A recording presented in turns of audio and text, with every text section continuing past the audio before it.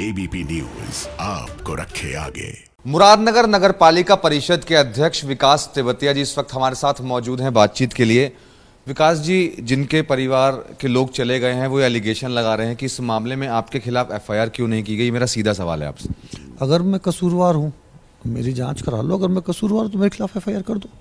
अगर मैं कसूरवार नहीं हूँ तो फिर ज़बरदस्ती तो मेरे खिलाफ एफआईआर नहीं हो सकती ना। जो लोग कसूरवार थे, जांच हुई, जांच में सभी के नाम आए, उनके खिलाफ एफआईआर भी हुई। जांच में जो है जो दोषी पाए गए उन लोगों के खिलाफ एफआईआर हुई है, वो लोग जेल गए हैं।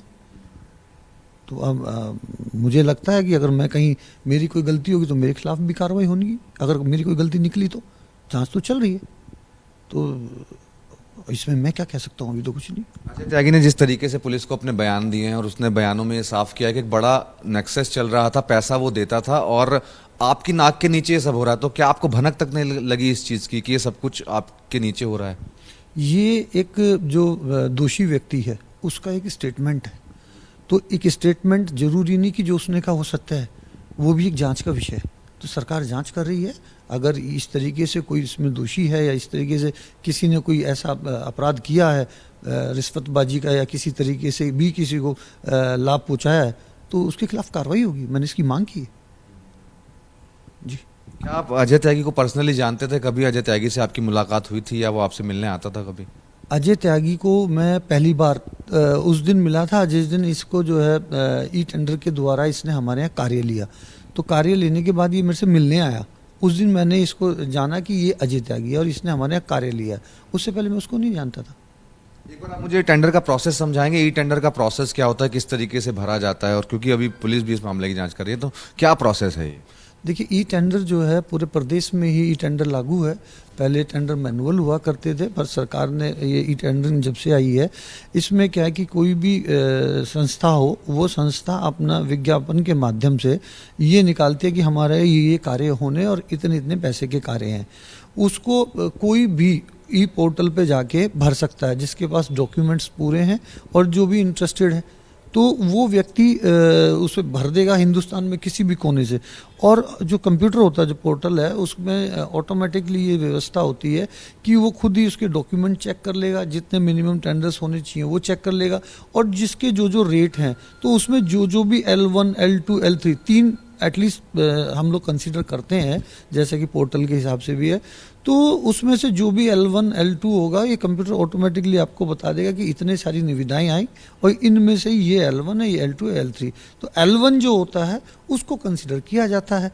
तो ये प्रोसीजर है। इसमें इस प्रोसेस में कोई भी व्यक्ति किसी की मदद नहीं कर सकता, इसीलिए ये पोर्टल जो है लागू है और इसी पोर्टल के द्वारा हमारी संस्था में सारे टेंडर किए जाते हैं। फंड रिलीज करने का क्या प्रोसेस होता है और फंड जो है वो कैसे रिलीज किया जाता है और क्या चेक पर आपके भी साइन होते हैं? देखिए, जब काम पूर्ण हो जाता है या काम रनिंग पेमेंट किसी की करनी होती है, तो उस वक्त जो है बिल बनता है। बिल की जेई जांच करते हैं। जांच करने के बाद वो काम की जांच करेंगे कि मान लीजिए अगर इन्होंने 100 रुपये का बिल दिया है तो सही में साइड पे 100 रुपये का काम हुआ या नहीं हुआ। नापतोल होगी, जांच होगी, उसकी क्वालिटी देखी जाएगी कि जो हमने कहा था करने के लिए जैसा वैसा ही किया नहीं किया, कहीं इसमें कोई लापरवाही तो नहीं की है। उसके बाद जो है वो जेई अपनी रिपोर्ट लगाते हैं। जेई रिपोर्ट लगाएंगे, फिर उसके बाद वो जाएगी पीडब्ल्यूडी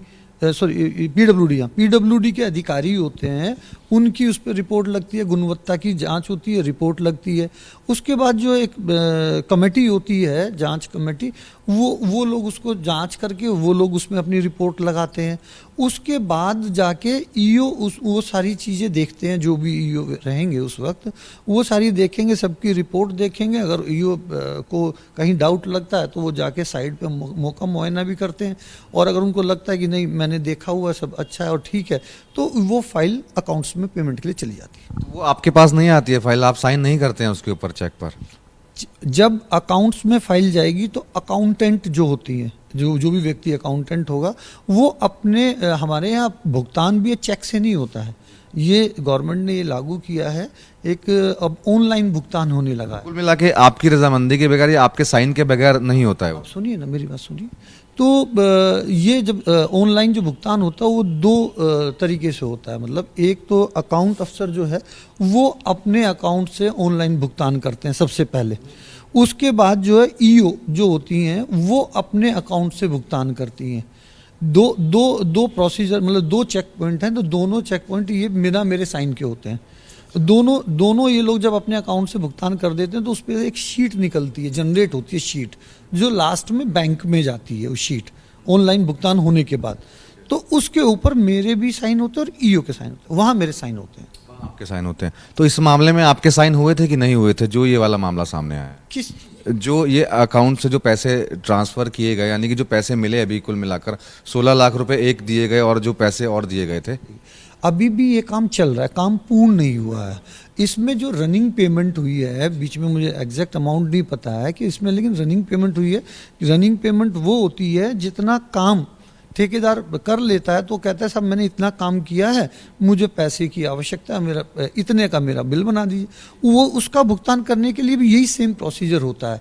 इसी तरीके से अकाउंट अफसर पहले अपने अकाउंट से करेंगे, फिर ईओ अपने अकाउंट से करेंगे, फिर शीट जनरेट होती है और फिर जो है वो सारी जांच होने के बाद, सबकी जांच रिपोर्ट लगती है, सब जांच होती है, उसके बाद जो है ये फिर बैंक शीट जाती है। इसी में मैं एक चीज़ और पूछना चाहूँगा। अब एक शख्स सामने आए हैं और 2 कंप्लेंट भी हम लोगों को मिली हैं, जिसमें जून के महीने में और जुलाई के महीने में इसी शमशान घाट की कंप्लेंट की गई थी और ये कहा गया था कि इसमें जो मटेरियल इस्तेमाल हो रहा है वो ठीक नहीं है। तब उसकी जाँच क्यों नहीं की गई? चिट्ठी लेटर वो तो मुझे दिखाइए।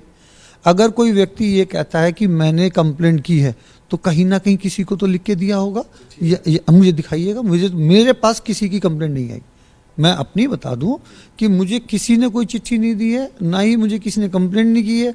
हाँ, लेकिन मैं खुद स्वयं लोगों को, अपने जेई को, ईओ को, जो लोग वहाँ रहते हैं उनको खुद कहा करता था। मैंने कहा कोई भी अगर कमी लगे, कोई भी चीज़ में आपको लगे कि ये कार्य ठीक नहीं चल रहा है, उसको रुकवा देना और तुरंत मुझे बताना।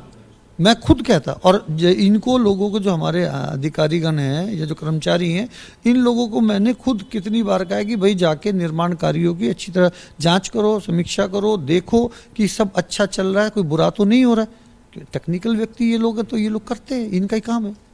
सरकारी दस्तावेज है मेरे पास, ये उत्तर प्रदेश प्रशासन का ही है और ये अधिसूचना है। और इसमें अगर मैं ये वाला ये पढ़ता हूँ तो निम्नलिखित नियम के उपबंधों के अध्याधीन अध्यक्ष अथवा अध्यक्ष और अधिशासी अधिकारी द्वारा सम्यक रूपेण प्राधिकृत परिषद के किसी साधारण सदस्य द्वारा हस्ताक्षरित चेक के सिवाय नगर पालिका निधि से धन का भुगतान नहीं किया जाएगा।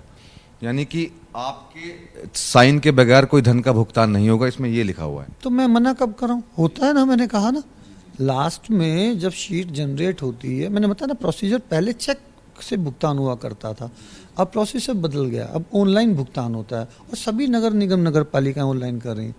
तो उस पर लास्ट में, सबसे लास्ट में जब 2 जगह से पेमेंट हो जाता है, अकाउंट अफसर अपने हेड से कर देते हैं, ईओ अपने हेड से कर देती हैं, तो जो शीट जनरेट होती है उस शीट पे मेरे और ईओ के साइन होते हैं, वो शीट बैंक जाती है। तो होते, मैंने मना नहीं किया नहीं होते। तो कहीं ना कहीं आपको लगता है कि आपके ईओ और आपकी जेई की इसमें इन्वॉल्वमेंट रही हो? देखिए, मैंने उस दिन भी कहा था, पहले भी कहा, कल भी कहा कि इसकी जांच चल रही है और जांच लोग कर रहे हैं, उच्च स्तरीय जांच हो रही है। इसमें जो भी दोषी होगा उसके खिलाफ सख्त कार्रवाई होगी। मैंने भी शासन प्रशासन से कहा है कि जो भी दोषी हो किसी को उसमें बख्शा ना जाए और सख्त कार्रवाई हो। पुलिस अगर आपको जांच में शामिल होने के लिए कहती है तो क्या आप जांच में शामिल होंगे? मैं क्यों नहीं होऊंगा? मैं अगर मुझे पुलिस कहे कि मुझे भी आके जांच में शामिल होना है तो मैं तुरंत शामिल होऊंगा। मैं क्यों नहीं होऊंगा? पक्का होऊंगा। विकास तेवतिया जी, जिन्होंने सारे सवालों के जवाब दिए और साफ तौर पर यह भी कहा कि अगर पुलिस की जांच में इनका नाम सामने आता है या पुलिस इनको पूछताछ के लिए बुलाती है तो ये जांच में जरूर शामिल होंगे। Manoj Verma, ABP news, Ghaziabad.